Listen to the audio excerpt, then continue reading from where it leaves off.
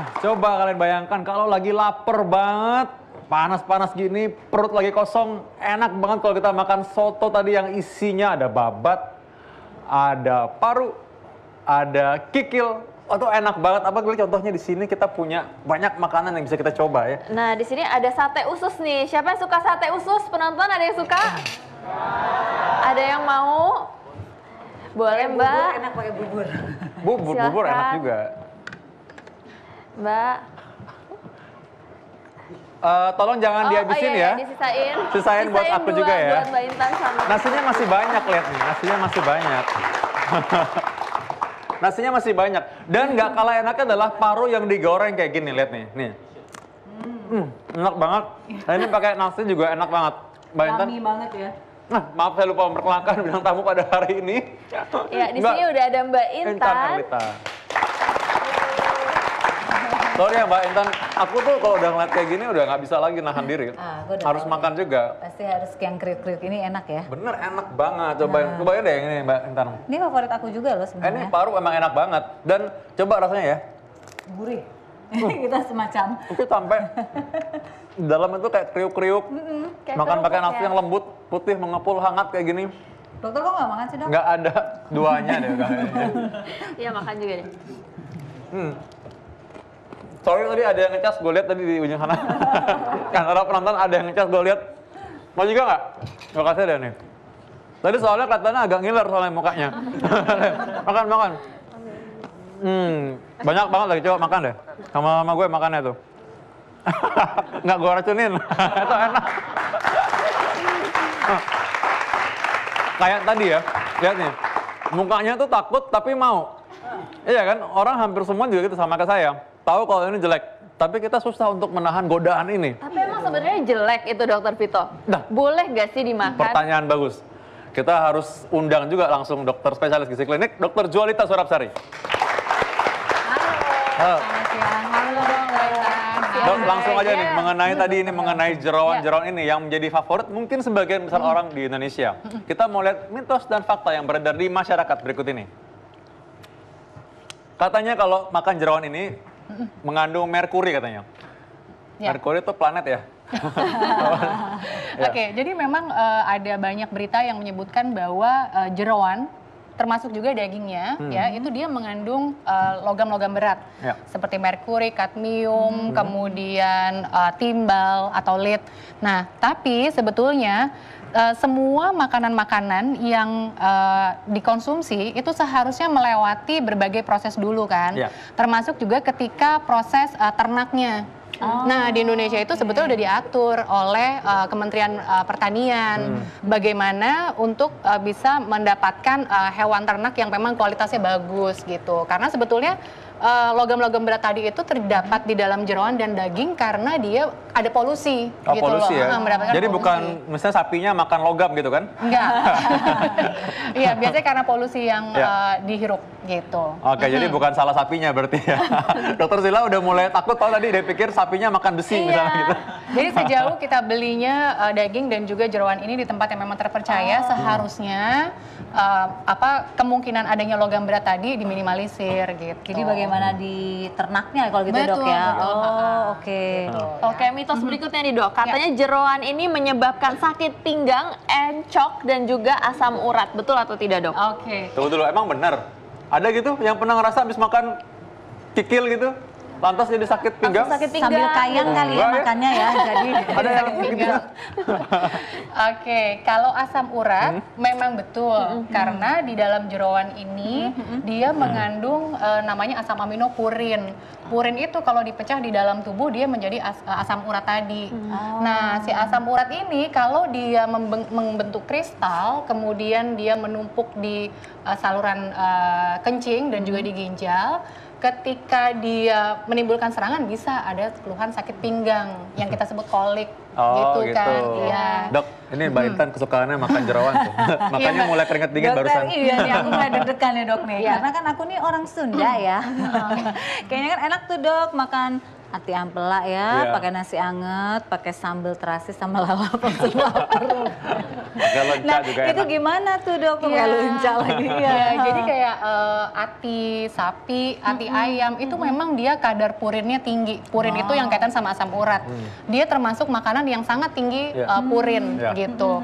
Nah, Terus sesekali boleh dong dok tetap ngelanjut. Ya saya biar boleh makan aja ya.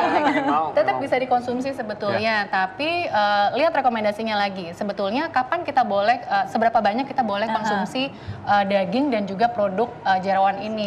Sebetulnya untuk daging merah itu yang direkomendasikan untuk kesehatan kita itu maksimal cuma 1 sampai 2 serving per minggu. Per minggu tuh ya. Per minggu Iya, ya? per minggu. Nggak bisa ditawar lagi ya? Nah, satu sajiannya itu besarnya hanya kira-kira 1 kotak korek api. Aduh, untuk kecil daging merah. Kasian banget. Itu kalau untuk daging merah, bukan untuk jeroan. Kalau jeroan sampai saat ini sih belum ada rekomendasinya seberapa sih seharusnya yang kita bisa konsumsi.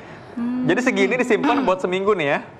Ini kira-kira hanya untuk sekitar 1 minggu ya. Mana tahan coba? Ada yang tahan nggak? Ya enggak tuh. Nggak mungkin tahan kalau begini. Iya. Iya. Padahal buat kesehatan ya. Tapi kayaknya nih di mulut beda ya rasanya ya. Oke, mitos berikutnya nih dok. Ini yang paling ditakuti nih kayaknya.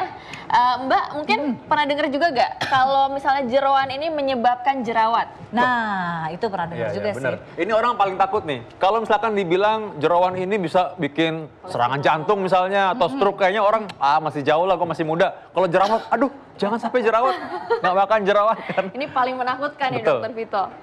Ini ada betulnya, karena bagaimana timbulnya jerawat salah satu faktor resikonya kan juga kalau kita mengkonsumsi makanan yang tidak seimbang ya kan nutrisinya. Nah si jeroan ini dia itu kan tinggi asam lemak jenuh.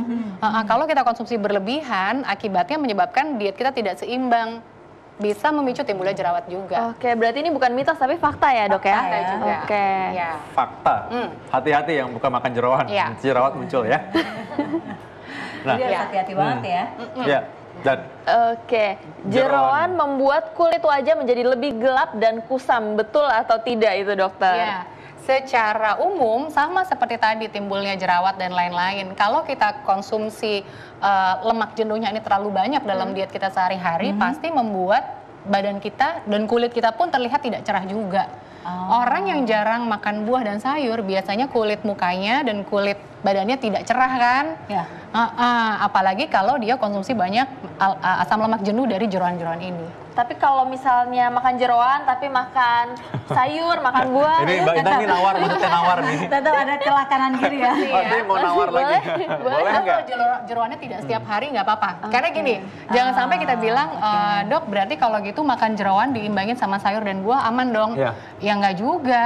Kalau dilakukan setiap hari dan ditimbun, akhirnya kan sama aja. Oke, Gitu. tetap ya seminggu sekali. Nah, Dok, sekarang itu orang lebih takut bukan makan jerawan, tapi orang lebih takut makan nasi. Coba lihat deh di makanan, aduh aku nggak makan nasi deh, tapi jerawannya makan. Banyak makan jerawannya, karena itu mereka pikir bahwa ini bisa membuat energi juga buat dia. Ya, jadi memang banyak sekarang beredar kan diet-diet yang dia tanpa nasi, tanpa Iya. karbohidrat. Memang betul, dia Kenceng banget suara Mbak Intan. Iya, betul. Kayaknya. Iya, dia membuat kita lebih cepat terlihat kurus dari luar. Tapi kalau kemudian karena nasinya banyak dikurangi atau bahkan tidak dikonsumsi dan jadi memakan makanan yang tinggi lemak, kita perlu cek juga. Jangan-jangan kadar kolesterol dalam darahnya meningkat. Iya, bener. Gitu, jangan sampai bagus di luar tapi di dalamnya kacau. Jangan sampai kurus kelihatannya ideal tapi di dalamnya sebenarnya 5 tahun atau 10 tahun ke Betul, depannya ya. betul. Karena Ya. kita maunya sehatnya kan sepanjang umur Panjang kan. umur, betul. Nah, Oke. jadi nggak boleh tuh. Ada dengan sangat terpaksa aku juga mengakui bahwa memang itu benar. Memang kolesterol itu menyebabkan kolesterol naik kalau jerawan itu tadi ya. Oke. Makan jerawan menyebabkan kolesterol naik. Ya. Jadi aku rasa memang orang yang kurus belum tentu dia lantas sehat. Jadi targetnya sebenarnya orang yang gemuk dan itu bukan takut untuk menjadi gemuk, tapi sebenarnya dia mau tetap sehat sebenarnya. Iya. Ya, menjadi langsing itu bonusnya aja. Betul. Ya. Kita masih punya pembahasan mengenai mitos dan fakta. Apakah sekarang gini nih, jujur aja deh, kita semua senang makan jerawan. Ya sebagian besar orang lah ya, termasuk saya sendiri. Nah, bagaimana caranya kita pengen tetap menikmati jerawan tapi dengan cara yang lebih sehat? Kita mau kasih tahu caranya, bagaimana caranya kalau masih pingin makan jerawan itu tapi dengan cara yang lebih aman. Nah, sekarang kita bahas yang lain dulu. Yaitu mitos dan fakta. Oke. Katanya jeroan itu makanan yang istimewa di beberapa daerah. Khususnya di Indonesia sebenarnya banyak juga. Kalau Mbak Intan, ada nggak punya pengalaman? Pasti punya lah ya. Apalagi makanan. orang Sunda pasti biasanya suka banget nih makan Iyalah. jeroan. Nggak usah Sambal dunia. goreng pasti di kentang sini aja juga. pasti pakai ati, ya nggak? Kalau nggak pakai ati kurang sedap ya. Aduh, Ya kan? aduh jadi pengen banget bener. Iya kan, jadi kayak semacam ya makanan yang normal kesannya ya di kita ini ya, gitu gimana tuh? Kalau- Ya benar, memang di beberapa negara makanan-makanan jeroan ini dia dianggap sebagai makanan yang istimewa gitu. Nah cuma kembali lagi seberapa boleh kita konsumsi ya kan? Tadi udah dibahas paling tidak paling banyak 1 kali seminggu dan 1 sampai 2 porsi saja. Ini masih nggak bisa ditawar ya, 1 kali seminggu ya? Enggak, tidak bisa ditawar, tidak bisa ditawar gitu. Oke, dokter mau tau nggak favorit aku makanannya Apa tuh? Aku tuh suka banget gulai otak. Oke, saya ada satu fakta menarik tentang otak. Jadi Jadi otak berhubung itu dengan otak nih Dokter Iya. Jualita, ada mitos atau fakta yang mengatakan bahwa otak sapi mengandung protein dan lemak yang sehat. Betul gak sih Dok? Karena otak kali ya isinya Karena ya. otaknya jadi lebih bright gitu ke saya.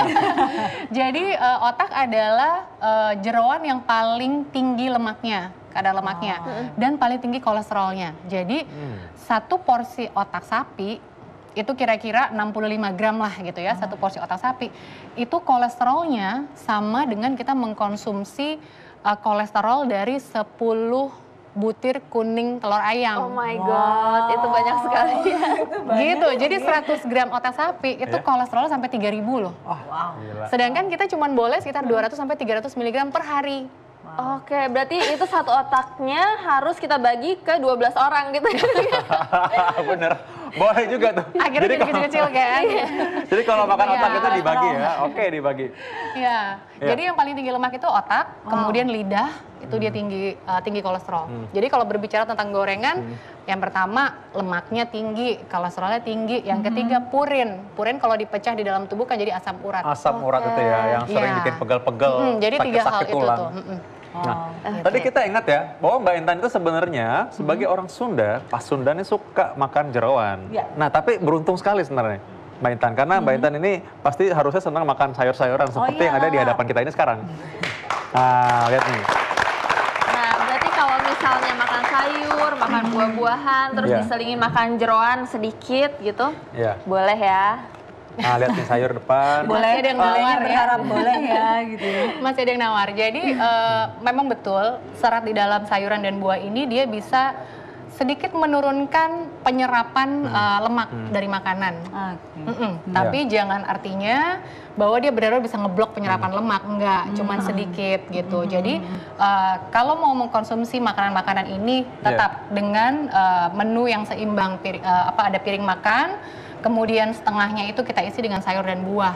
Harapannya adalah serat dari sayur dan buah ini Ya. akan menghalangi proses penyerapan lemak dari makanan. Oke. Gitu. Aku mau menetralisir dulu tadi. Menetralisir di paru ya. Gitu, dan ingat juga bahwa jeroan Oh, enggak? ini, jeroan ini ketika dia diolah biasanya kan tambah santan, ya kan? Tambah santan, minyaknya juga banyak. Jadi jarang kan ada babat kukus, nggak ada kan? Otak kukus gitu Iya, ya? otak kukus nggak ada. Dia biasanya dicampur dengan santan. Oke, kalau Mbak Tambah lagi Intan kalori. sendiri Iya. gimana? Masih ingin mengkonsumsi jeroan setelah tahu semua ini? Agak mengerikan sih ya, terutama yang gulai otak, Otak sapi ya, itu ya, karena tadi kolesterolnya. faktanya tuh ngagetin banget ya, jadi mungkin ya harus mengurangi, karena kan tadi kalau dokter bilang apa, investasi jangka panjang kita ya dok Betul, ya, betul. untuk kesehatan ya. Iya.